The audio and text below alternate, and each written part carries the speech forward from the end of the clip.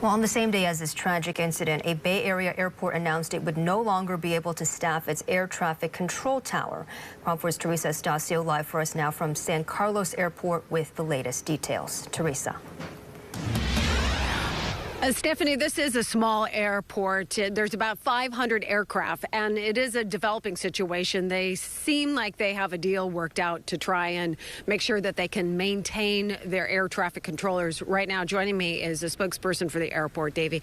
So you guys have always had air traffic controllers, but recently there was a new contract. Kind of unpack us for us. Well, we had a contract. This tower has been under contract for some decades now, and the company Serco has had the contract for many, many years.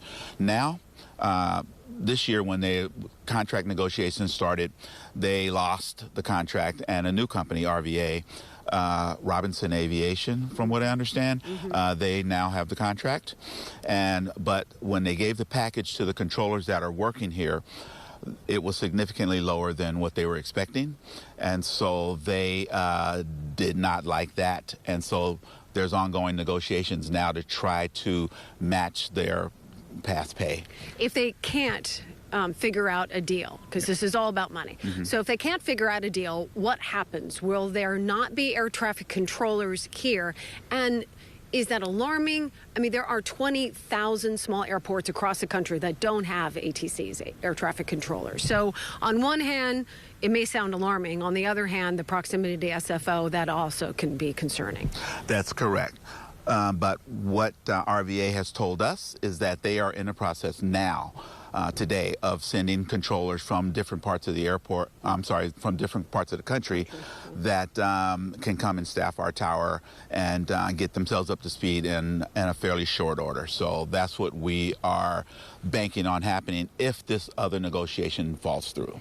If there is a gap, pilots are trained, right? You and I were talking about they are trained to radio frequency, that kind of stuff, correct? Yes, pilots are trained to fly at what we call non-controlled airports. That will be airports that don't have a control tower. Like, for instance, Half Moon Bay is an uncontrolled airport. And the pilots are trained how to enter the pattern, how to land, how to make radio calls and whatnot. So, yes. How are the controllers here? I mean, I would imagine that they are somewhat depressed in regards to this development. Again, it's all about money. How are they doing? You know, these are seasoned controllers. These are not young guys that are just getting into career field. They've been around for many, many years, and they just felt that you know, kind of slighted by the new contract, but they're trying to work it out. So we're working on a deal right now, and but you know, again, we are anticipating no lapse in service and no time when we don't have any. And you don't feel alarmed in regards to an emergency, a dangerous situation, or so forth? We do not, and that's because we have San Francisco air traffic controllers up to the north.